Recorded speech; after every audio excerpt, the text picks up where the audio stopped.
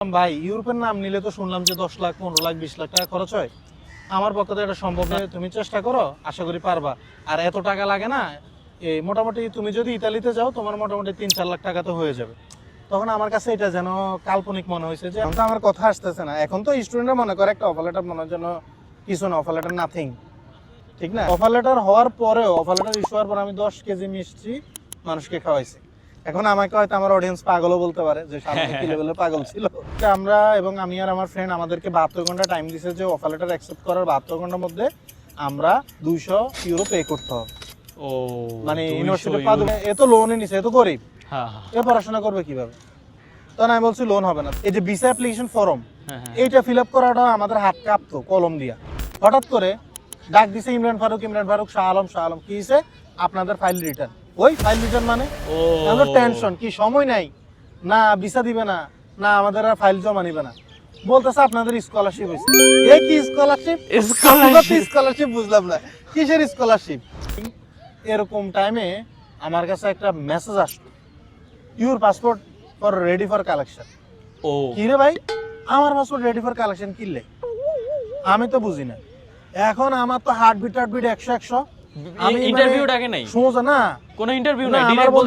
আমি এখন সোজা হয়ে যে আমার হাসপাতালে ভর্তি, ইসিজি করার জন্য আমার আম্মা নিয়ে গেছে। হ্যাঁ আমার হাই প্রেশার 200, এখনো ছবি আছে 200। আমি বাঁচবো কিনা মরবো, মানে কাঁপতেছে। এমনিতে অফার লেটার পাইলাম কত দেরিতে, আবার ফাইল জমা দিলাম, এই নাই সেই নাই, বহুত কাহিনী। ডেলিভারিটা শুরু করি, মানে ফুড ডেলিভারি। আচ্ছা আচ্ছা, ফুড ডেলিভারি দিয়ে প্রথম আমার জব তো ইতালিতে। পাছা ব্যথা, পুরে বাজে কষ্ট। আসসালামু আলাইকুম সালাম ভাই, ভালো আছেন? জি আলহামদুলিল্লাহ, আপনি ভালো? আলহামদুলিল্লাহ আমি ভালো আছি। আমি ফেসবুকে ইউটিউবে আপনাকে অনেকদিন ধরেই ফলো করতেছি। আচ্ছা, আপনার সামনাসামনি আপনার সাথে দেখা করার সৌভাগ্য তো আমার হয়নি, আজকে হয়ে গেছে। তো আপনার অডিয়েন্সরাও জানতে চাচ্ছে একটা জিনিস, আমিও জানতে চাচ্ছি হাইলি ভাবে একটা জিনিস, যেটা হলো গিয়ে আপনি তো সবার স্টোরি শেয়ার করেন, অনেক সুন্দরভাবে দেখলাম উপস্থাপনা করেন, কিন্তু আপনার স্টোরিটা কখনো শোনা হয়নি। আমারও অনেক ইচ্ছা, সবার অনেক ইচ্ছা। কিন্তু বাংলাদেশ থেকে অনেক স্টুডেন্টরাই হচ্ছে ইতালি সহ ইউরোপের বিভিন্ন দেশে যায়, এবং পৃথিবীর বিভিন্ন দেশে স্টাডি ভিসার জন্য এখন বর্তমানে অনেক বেশি স্টুডেন্ট যাচ্ছে, আগ্রহ তাদের বেশি। হ্যাঁ তো বেসিক্যালি আমি মেন কাজ করি ইতালি নিয়ে। তো অনেকের গল্প আমার শেয়ার করা হয়, কিন্তু আমার গল্প কখনো ওইভাবে গোটা করে বলা হয় না। তো আমার এই জার্নিগুলো যদি আমি শেয়ার করি, আমি আসলে হয়তো আবেগে আপ্লুত হয়ে যেতে পারি। জি জি যেমন আমি যখন ইন্টারমিডিয়েট কমপ্লিট করি, ইন্টারমিডিয়েট কমপ্লিট করার পরে হচ্ছে আমি আমার ফ্যামিলির সাথে ডিসকাস করি, যেহেতু ফ্যামিলি একমাত্র সন্তান হিসেবে আছি। তো আমি আমার মা এবং বাবাকে বলি যে আমাকে উচ্চশিক্ষার জন্য যেন দেশের বাইরে পাঠানো হয়। তখন তারা অনেক নার্ভাস যে এত কম বয়সে, তারপরে এখনো পর্যন্ত ফ্যামিলিতে খাইতেছি, বড় হইতেছি, নিজের রান্না বান্না, মানে অনেক কিছু থাকে না, যে একটা ভয়, আতঙ্ক, ভীতি যে তুই পারবি কিনা বিদেশ গিয়ে। তো আমি আসলে বলছি যে না, আমি পাবো। আমি কনফিডেন্ট ছিলাম, একটু অনলাইনে রিসার্চ করতাম। তখন আমি বলছি যে ঠিক আছে, আমাকে তাহলে হচ্ছে আপনি মালয়েশিয়া পাঠান। জি জি তো আমার ফ্যামিলি মোটামুটি রাজি হয়েছে। তখন আমি টিউশন করতাম। আমি খুব দ্রুত টিউশনি থেকে যে সম্মানীটা পাইতাম, ওইটা দিয়ে আমি দ্রুত পাসপোর্টটা করে ফেলি। যদিও ফ্যামিলি সাপোর্ট ছিল, না থাকলে তো আমার এই জার্নিটা শুরু হতো না। হ্যাঁ তো সেই 2015 থেকে আমার জার্নি শুরু, বিদেশের যাত্রা। আমি 2015-তে মালয়েশিয়ার অবস্থিত আল মদিনা ইন্টারন্যাশনাল ইউনিভার্সিটিতে আইটি প্রোগ্রামে যাই ব্যাচেলর করার জন্য। 2019-এ যখন কোভিড আসলো, আমারও ব্যাচেলর কমপ্লিট হওয়ার পথে, তখন সবাই তো ঘরবন্দি। জি তখন আমার রুমমেট ছিল, আমার এক সিনিয়র ভাই ছিল, নাম হচ্ছে নাজমুল হোসেন। বর্তমানে উনি অস্ট্রেলিয়াতে থাকে, ওনার হ্যাঁ। বাংলাদেশ স্টুডেন্ট কাউন্সিলিং অফিস রয়েছে।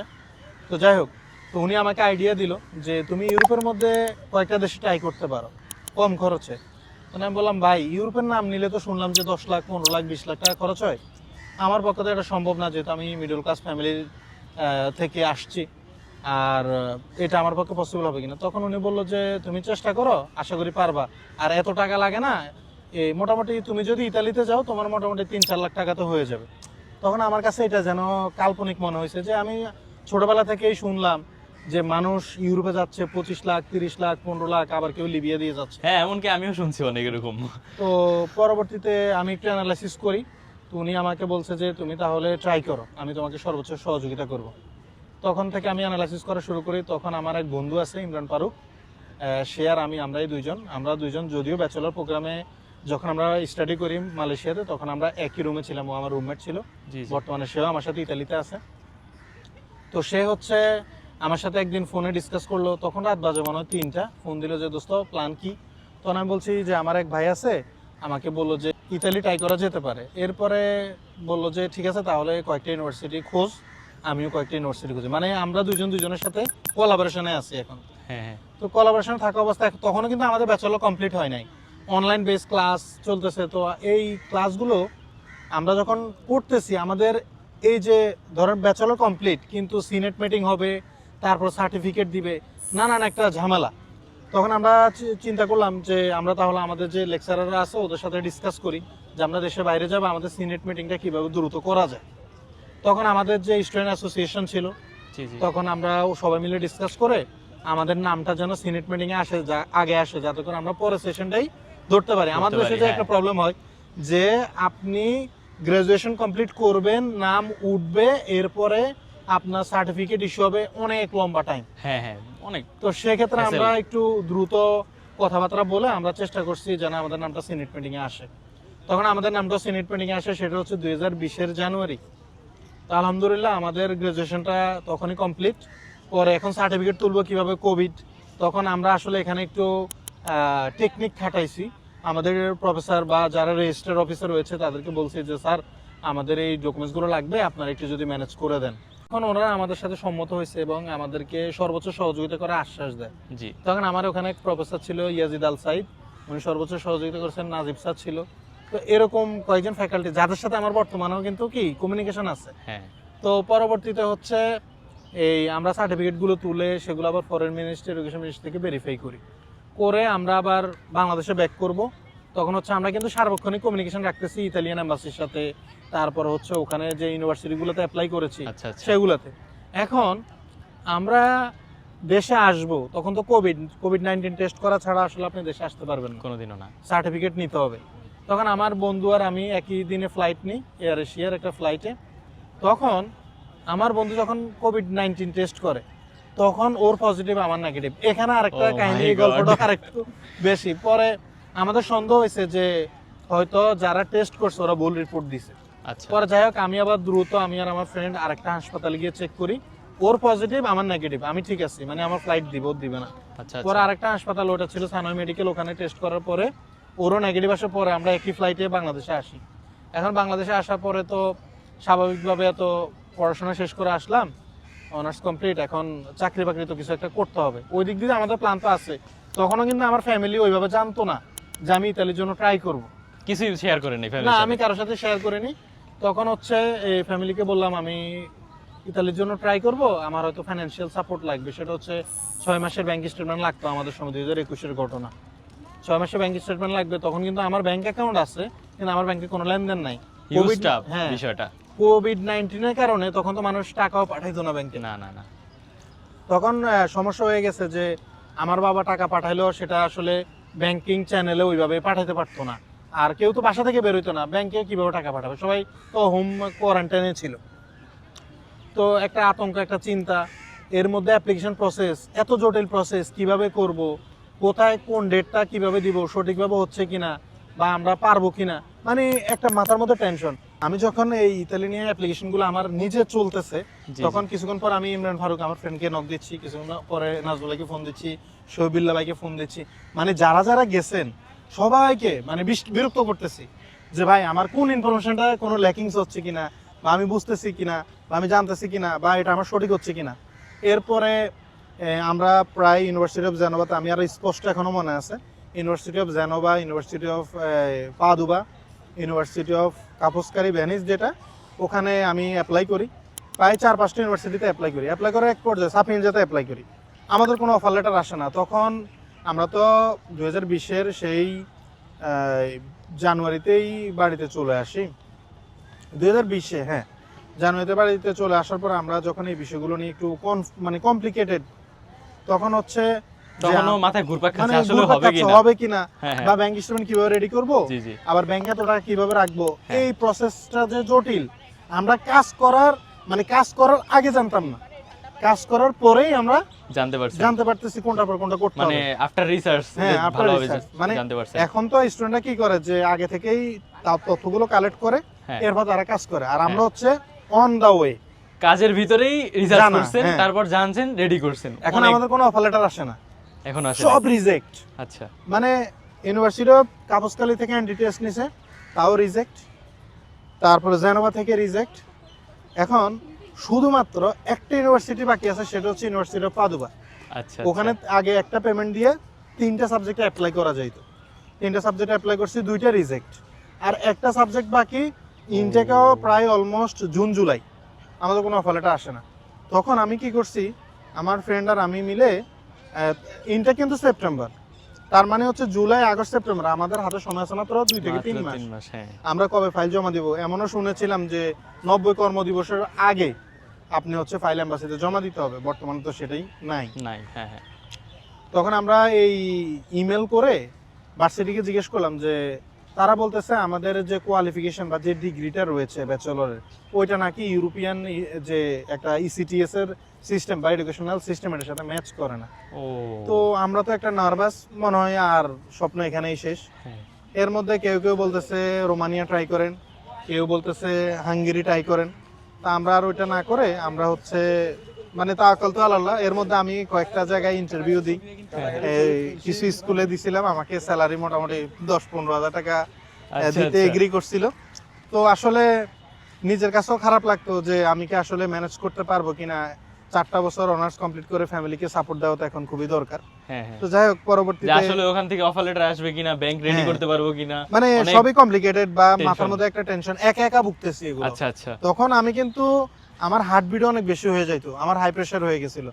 ওই না, যেমন এখন আমাদের জন্য আপনি আছেন, তখন আপনার জন্য কেউ ছিল কেউ না। কেউ ছিল না। আপনি যারা একাই। ছিল তাদের নামগুলো আমি অলরেডি মেনশন করছি, হ্যাঁ, হ্যাঁ। কিন্তু তারাও তো এই ব্যাপারে পরিপক্ক না।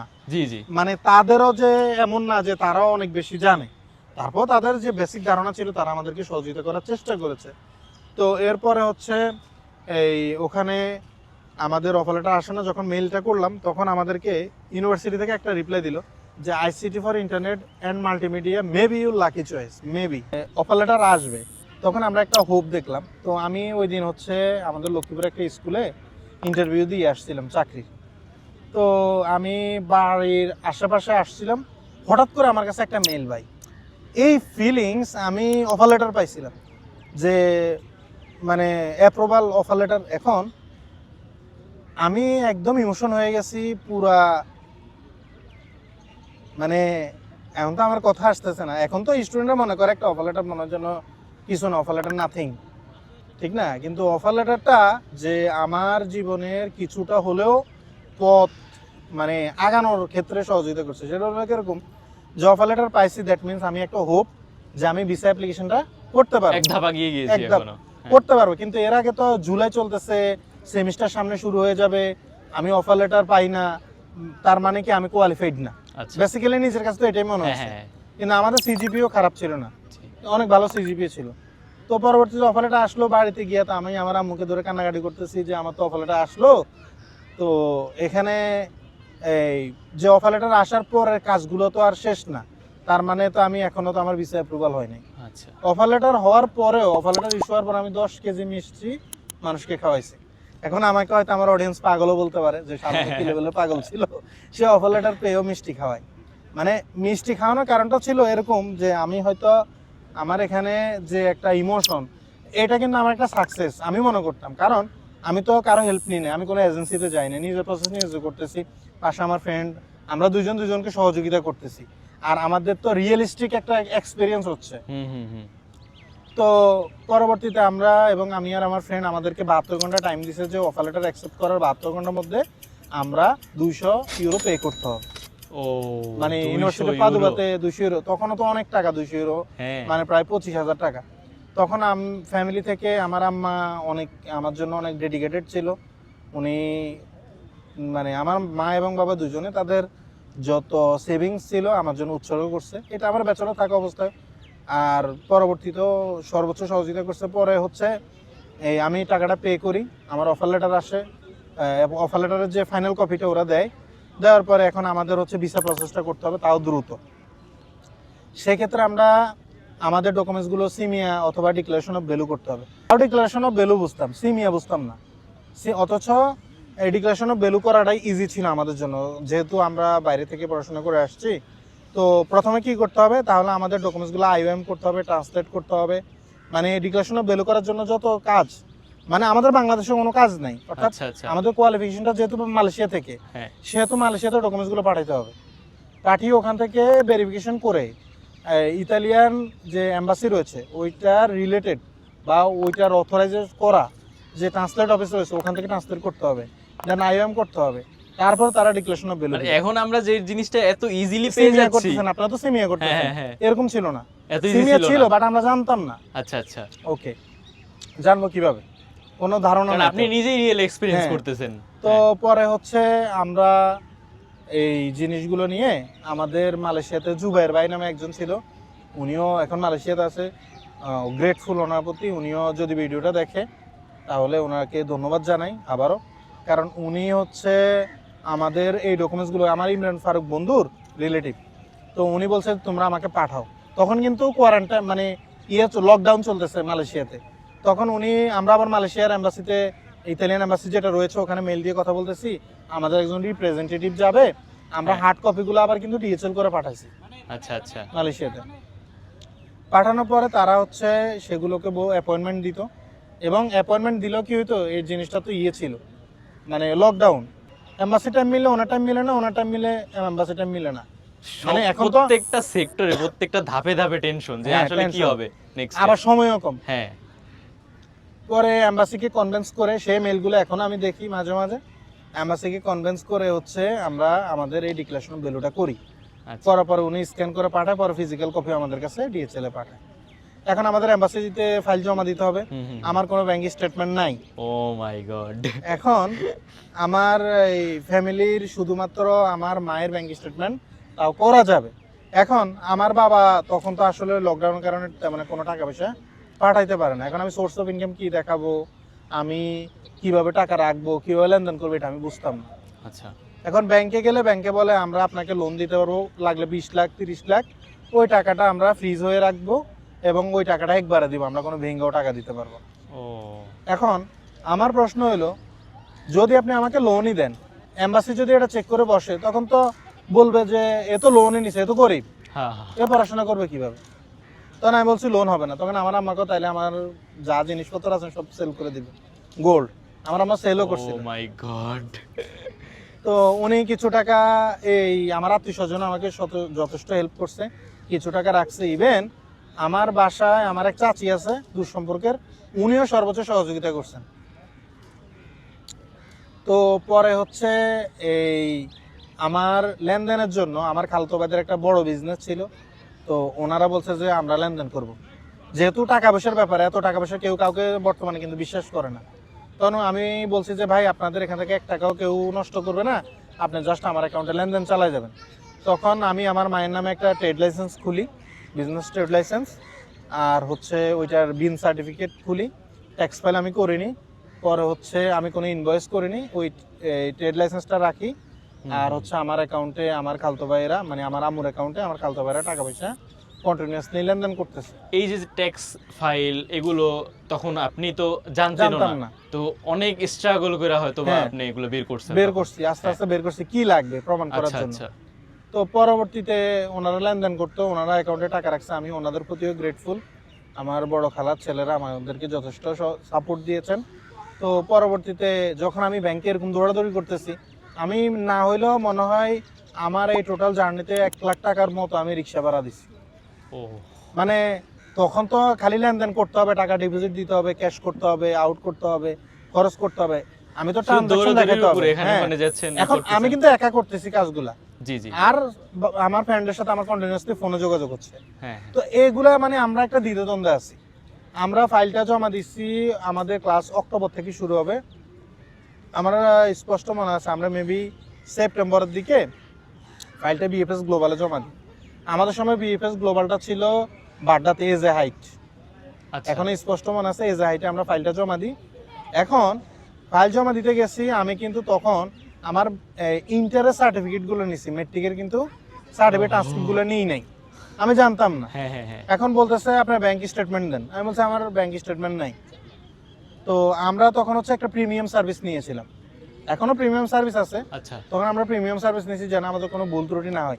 এই যে ভিসা অ্যাপ্লিকেশন ফর্ম, হ্যাঁ হ্যাঁ। এইটা ফিল আপ করাটা আমাদের হাত কাঁপতো কলম দিয়া, মনে 20-30 বার খালি আমরা এই কাটছি মুছাইছি, যে কোথায় কি দিব বুঝতাম না। হ্যাঁ হ্যাঁ, বুঝতে পারছেন। পরে আমরা প্রিমিয়াম সার্ভিস নেওয়ার পরে ওখানে যে মহিলাটা ছিল, ওই মহিলা আমাদেরকে বলছে যে আপনাদের তো ফাইল ঠিক আছে, কিন্তু আপনাদের এখানে কিছু মিস্টেক আছে, যেমন আপনার পার্সোনাল ব্যাংক অ্যাকাউন্ট নাই।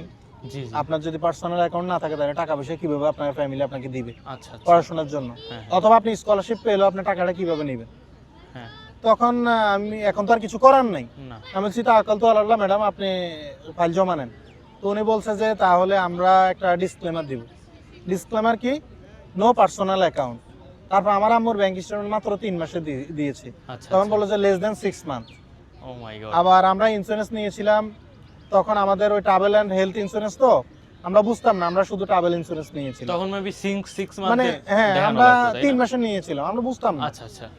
পরে যাই হোক ফাইলটা জমা দিই, জমা দেওয়ার পরে এখন আমরা তো নার্ভাস, তো আমরা কি করছি, দুই বন্ধু এই কথাবার্তা বলতেছি, আমরা সেকেন্ড ফ্লোরে জমা দিচ্ছি, এখন তো আমরা নিচে নেমে বের হব। হঠাৎ করে ডাক দিছে ইমরান ফারুক, ইমরান ফারুক, শাহ আলম, শাহ আলম, কি হয়েছে আপনাদের ফাইল রিটার্ন। ওই ফাইল রিটার্ন মানে ও আমাদের টেনশন, কি সময় নাই, না ভিসা দিবে না, না আমাদের আর ফাইল জমা নিবে না, বলতেছে আপনাদের স্কলারশিপ হয়েছে। এই কি স্কলারশিপ? স্কলারশিপ বুঝলাম না, কিসের স্কলারশিপ? পরে বলে যে এম্বাসির স্কলারশিপ, মানে এম্বাসি কর্তৃক এটা যারা হচ্ছে আইটিতে যাইতো তাদের জন্য ভিসা ফি নাই। ও আচ্ছা। তখন আমাদের টাকাটা ফেরত দিছে, আর আমরা দুই বন্ধু গিয়ে এই যে কামরুল হোটেল আছে না, পেট ভরে খাইলাম, পেট ভরে খাইয়া বিলটা দিলাম, দিয়ে আমার বন্ধুরা কইলাম ঠিক আছে বন্ধু দোয়া রাখিস, তোর সাথে আর দেখা হবে কিনা বলা যায় না, যদি ছবিটা আমার কাছে এখনো আছে, হ্যাঁ। যে তোর সাথে আর দেখা হবে কিনা বলা যায় না, কারণ বিষয় হইতে পারে না হইতে পারে। আমি বলছি আল্লাহ ভরসা। পর আমি বাড়িতে চলে যাই, বাড়িতে আমরা বৃহস্পতিবার ফাইল জমা দিছি। হঠাৎ করে রবিবার অ্যারাউন্ড সকালের দিকে আমার বন্ধুর কাছে একটা কল যায় যে আপনার ইন্টারভিউ সোমবার।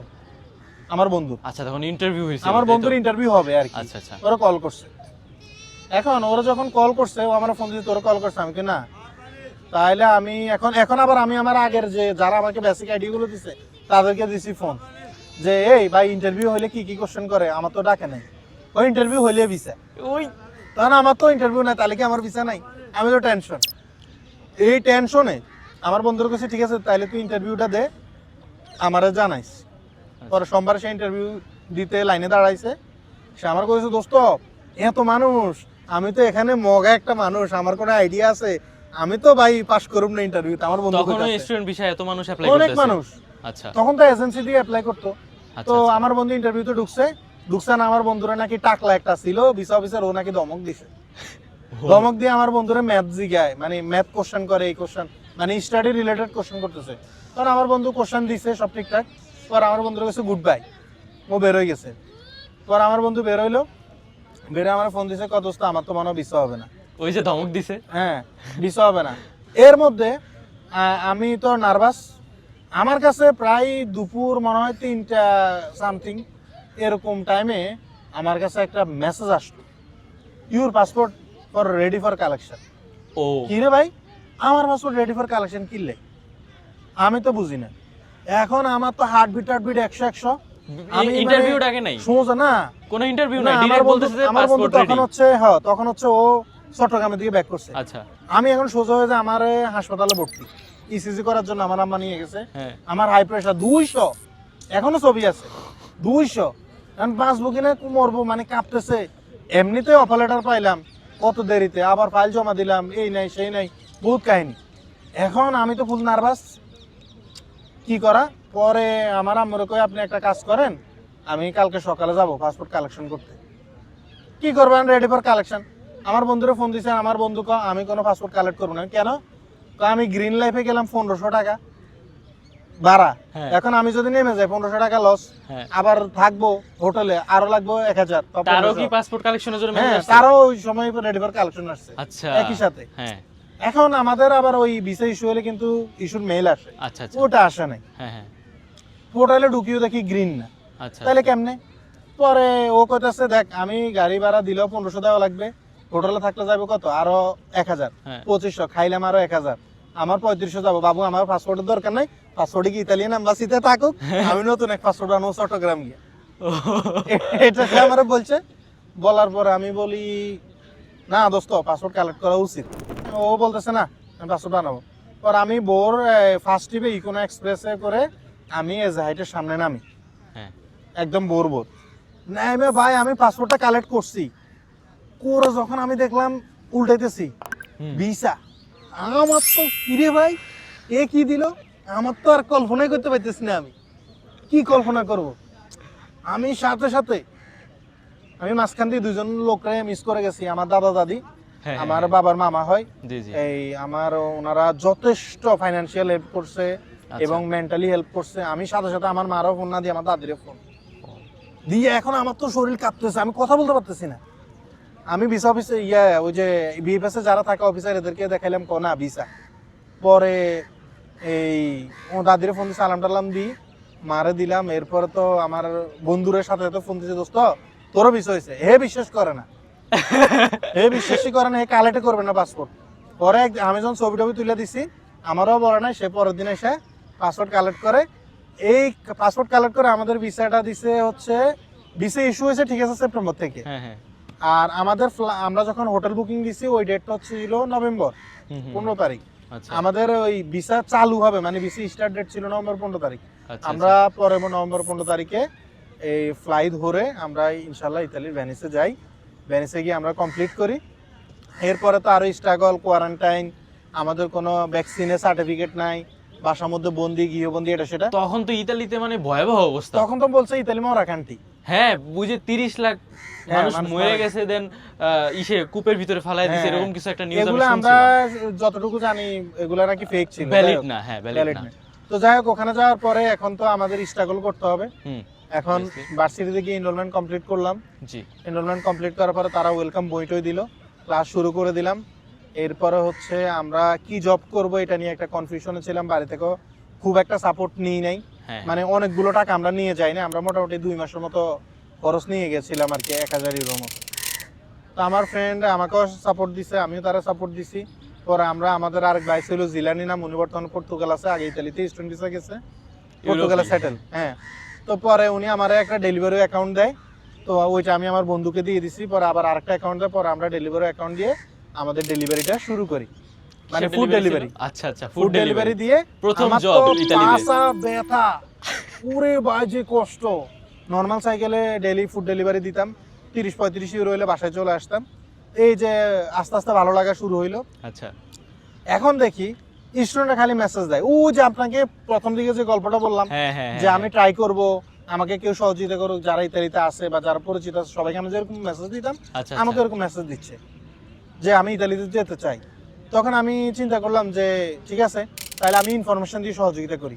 আচ্ছা তখন আমি হচ্ছে আমার যে পেজ বর্তমানে দেখতেছেন শাহ আলম শাহিন, এইটা মালয়েশিয়া যখন করোনা ছিল, ও যে ব্যাচেলর থাকতে, তখন আমার আর এক ফ্রেন্ড যে বর্তমানে ঢাকা, তার আরডিএস মেকওভার একটা আছে, ও হচ্ছে সেলুনের মালিক। তো আমার বলছে তুমি একটা পেজ করে রাখো, ভবিষ্যতে কাজে লাগতে পারো, অলস সময় কাজে লাগাও। আচ্ছা আচ্ছা তো আমার এই পেজে আমি যথারীতি তখন যারা আমার একদম নতুন ভিডিওগুলো দেখছে একদম শুরু, তারা বলতে পারো আমি আস্তে আস্তে এই ডেলিভারি দেওয়া অবস্থায় ডেলিভারি ডেস্ক গায়ে দিয়ে আমি 2-4টি ইনফরমেশন আমার কাছে যেটা মনে হইতো আমি শেয়ার করা শুরু করে দিই। তার মানে এই যে যে আপনার যে স্টুডেন্ট নিয়ে কাজ করার মনোভাব, যখন আপনার স্টুডেন্টরা আপনাকে রিকোয়েস্ট করতেছে, হ্যাঁ। তখনই আপনার ভিতরে একটা জন্মাইছে না আমি মানুষকে আমি একটু হেল্প help করি। করি। এই তো হ্যাঁ। আমি একটু ইনফরমেশন দিয়ে মানুষকে হেল্প করি। জি, জি, জি। ইনফরমেশন গুলো আমি কন্টিনিউয়াসলি দিতেছি। এখন কেউ কেউ নক দিচ্ছে ভাই আমার পেমেন্টটা করে দেন, আচ্ছা আবার কেউ কেউ নক দিতেছে ভাই এজেন্সি আমার কাছে এই সিমিয়ার জন্য চাচ্ছে হচ্ছে 60,000 টাকা, কিন্তু এটা খরচ কত? 60,000 তখন আমি এই কোয়েশন করে দেখলাম এটা খরচ তখন ছিল 32-35,000 টাকা। আচ্ছা এত টাকা নিচ্ছে কেন? তখন আমি চিন্তা করলাম যে হয়তো স্টুডেন্টরা প্রতারিত হচ্ছে। অ্যাপ্লিকেশন ফি 4,000 লাগতেছে, নিচে 6,000। এখনো তো আপনি যা এই যে সিমিয়া করতে জানেন তার থেকে ডাবল নেন দেখতেছি আমি বিভিন্ন এজেন্সি এই কাজগুলো করে। তখন আমার কাছে মনে হলো, তখন আমি একটা স্টুডেন্টের সাথে কথা বলি যে পুরা খরচটা বলেন, তো আমাকে দেখাইলো প্রসেসিং বাবদ ওর কাছ থেকে 2 থেকে 3 লাখ টাকা নিচ্ছে। আচ্ছা তখনই আমি চিন্তা করছি এই পরিত্রাণ স্টুডেন্টদেরকে দিতে হবে, তা না হলে স্টুডেন্ট তো সাফার করবে। আমি যদি স্ট্রাগল করে কষ্ট করে গেছি, কষ্টের টাকা আমি বুঝি। হ্যাঁ হ্যাঁ, হ্যাঁ। তখন আমি আস্তে আস্তে ইনফরমেশন গুলো দেওয়া শুরু করি। করার পরে আমি হচ্ছে 2022 সেশনে 21 সেশনে যাই। 2022 সেশনে আমি কিছু স্টুডেন্টদেরকে একদম টোটালি ফ্রি সার্ভিস দিই। মানে হচ্ছে তারা তাদের পেমেন্টগুলো দিছে, আমার কোনো খরচ আমি নিই নাই, আমি কোনো ফি নিই নাই। আমাকে যে হেল্প করছিল এসকে শোয়েব বিল্লা ভাই, ওনাকে আমি পরে হেল্প করছি, ওনার অ্যাপ্লিকেশন প্রসিডিওর আমি কাজ করছি। কাজ করার পর উনিও বর্তমানে ইতালিতে আছে। আমি যাওয়ার পর আমার বন্ধু আজহারুল ইসলাম সুমন, সেও ইতালিতে আছে। আবার আমার আরেক ভাই অনলাইনে পরিচয়, ওনার দুই ভাইকে আমি ইতালিতে নিই, তারেকুল ইসলাম, ও ইতালিতে আছে। তো আমার আশেপাশে যারা ছিল আমি সর্বোচ্চ ফ্রি সার্ভিসটা দিছি, কোনো খরচ নিই নাই, সবাইকে নিয়ে সার্ভিস চার্জ গেছেন। নিই না। আমি ডেলিভারি করতাম আর তাদেরকে হেল্প করতাম। আচ্ছা আচ্ছা। এক পর্যায়ে দেখলাম যে আমার কাছে হিউজ রিকোয়েস্ট আসতেছে, ভাই আমার কাজটা করে দেন, আমি পারিশ্রমিক দিব। এখন আমি ডেলিভারি করতে গেলে আমি চিন্তা করছি আমি ডেলিভারি করব না এদেরকে সার্ভিস দিব। এখন আমি একদিকে করলে আরেকদিকে হচ্ছে না, এখন আমার তো ফ্যামিলি চলতে হবে, আমিও চলতে হবে। তখন আমি কি করছি যে একদম কম খরচ, যেটা হয়তো সার্ভিস চার্জ অনেকে বলে যে আপনাকে সম্মানী দেবো, তখন আমি চিন্তা করলাম যে না ঠিক আছে, তাহলে আমার ডেলিভারিটা বাদ দিতে হবে। জি জি। তাহলে আমি এই কাজটা ওদেরকে হেল্প করতে হবে। তখন আমি এক সেশন তাদেরকে হেল্প করছি। 2023-এ আইসা আমার কাছে এখন স্টুডেন্টরা বলে যে না ভাই আপনাকে দিয়ে কাজ করাবো, আপনার কাজ নেন। এখন স্টুডেন্টের ফোন না দিলে স্টুডেন্টরা বাপে ফোন দেয়, বাপের ফোন না দিলে ভাইয়ে দেয়। তো এভাবে রিকোয়েস্ট করতে থাকে, আমিও চিন্তা করছি যে না কাজগুলো করা যায়। হ্যাঁ। তারপরে এই কাজের সুবাদে অনেকের সাথে আমার পরিচয় হয়। ইভেন আমাকে দিয়ে কাজ করায় না এমন মানুষও আছে যাদেরকে আমি এখনো পর্যন্ত যাদের পেমেন্টগুলো আমি ফ্রি করে দিই। আচ্ছা। অথচ ইতালিতে আপনি যদি আপনার কার্ডে টাকা মানে ডিপোজিট করেন, গভর্নমেন্টের কাছে হিসাব দিতে হয়, ট্যাক্স দিতে হয়। তারপর আমি সর্বোচ্চ সহযোগিতা করি, এখনো পর্যন্ত আমি ফ্রি ইনফরমেশন গুলো দিই। অনেকে কাউন্সিলিং করার জন্য কাউন্সিলিং ফি নেয়, হ্যাঁ 1 ঘন্টার জন্য অনেক টাকা নেয়। আমি কারো কাছ থেকে কোনো কাউন্সিলিং ফি এখনো পর্যন্ত নিই না, কেউ প্রমাণও করতে পারবে না। জি জি। তো এটা নিয়ে অনেকের মন্তব্য আছে, ভালো এবং মন্দ। অনেক গ্রুপে আমাকে নিয়ে সমালোচনা হয়, ভালো হয় মন্দ হয়। আমার অডিয়েন্স জানে, অথবা আমার সাথে যারা কাজ করে তারাই জানে আমি তাদের কাজগুলো কিভাবে করি। আমি তো জানি অন্তত। তো আমি পরে চিন্তা করলাম যে না আমি 100% অথেন্টিক ভাবে কাজ করব, ফুল অ্যাক্সেস দিয়ে দিব স্টুডেন্টদেরকে। যেমন আপনার ভাই শাওয়াল যখন গেছে, সে তো তার পুরো জার্নিটাই সে দেখছে। তার এই পুরো জার্নিটা সে দেখার কারণে সুবিধা হলো কি, তার যদি ইন্টারভিউ হইতো বা তার এই প্রসেসে কত টাকা খরচ হয় সেটা জানার সুযোগ রয়েছে। তো পরবর্তীতে যখন আমরা দেখলাম যে এজেন্সি বা যারা এই ধরনের কাজগুলো করে তারা স্টুডেন্টের কাছ থেকে সার্ভিস চার্জ নিতেই পারেন আপনি, কিন্তু অতিরিক্ত টাকা নিচ্ছেন। তাও অনেক সময় হয় কি যে সত্য মিথ্যা বলেই নিচ্ছে, আবার এমনও আছে যে যাদেরকে দিয়ে পেমেন্ট করতেছে তারাও টাকা মেরে দিচ্ছে। হ্যাঁ এরকম আমি শুনছি যে ট্যাক্স বাবদ অনেক টাকা নিয়েছে, ট্যাক্সের কথা বলে। তো এগুলো বিবেচনা করে আমি সিদ্ধান্ত নিই যে ঠিক আছে আমি স্টুডেন্টদেরকে সার্ভিসগুলো দিব। তো আমি আমার এই সাধ্য মতো আমি অ্যানালাইসিস করা শুরু করি। এর পরবর্তীতে 2023, 24 এবং 25 সেশনে অলমোস্ট লাস্ট ইয়ারে আমার প্রায় 40 থেকে 45 জন স্টুডেন্ট ইতালিতে যায়, বাংলাদেশ সহ বিভিন্ন দেশ থেকে ইতালিতে যারা স্টাডি করার জন্য যাবে। এবং এর আগের বছর অনেক স্টুডেন্ট যায়, আর এই বছর আলহামদুলিল্লাহ আশা করতেছি ভালো কিছু হবে ইনশাআল্লাহ। আর আমি মোটামুটি এই যে জার্নিটা আমার শুরু করছি বা আমি এই কাজগুলো করছি মূলত স্টুডেন্টদেরকে সেভ করার জন্য। হ্যাঁ হ্যাঁ। এবং আমি এমনও হয় যে সকল স্টুডেন্টরা 2024 সেশনে ভিসা পায়নি, তাদের ফাইলের নিজেদের ভুলের কারণে, নিজেদের ভুল বলতে তারা ডকুমেন্টসগুলো ঠিকমতো অ্যারেঞ্জ করতে পারেনি বা রিকোয়ারমেন্ট ফুল করতে পারেনি। আমার কাজ হচ্ছে গাইডলাইন দেওয়া এবং ডকুমেন্টসগুলো সুন্দরভাবে অ্যানালাইসিস করে সাজিয়ে দেওয়া। তো যাদের ভিসায় অপ্রত্যাশিতভাবে হয়নি, আমি এখনও আমার নিজের খরচে অ্যাপ্লিকেশন ফি দিয়ে আমি এখন অফার লেটার নিয়ে দিয়েছি এবং তাদের এই বছরও আমি তাদেরকে সর্বোচ্চ সহযোগিতা করব তারা যেন ভিসা অ্যাপ্লিকেশন করতে পারে।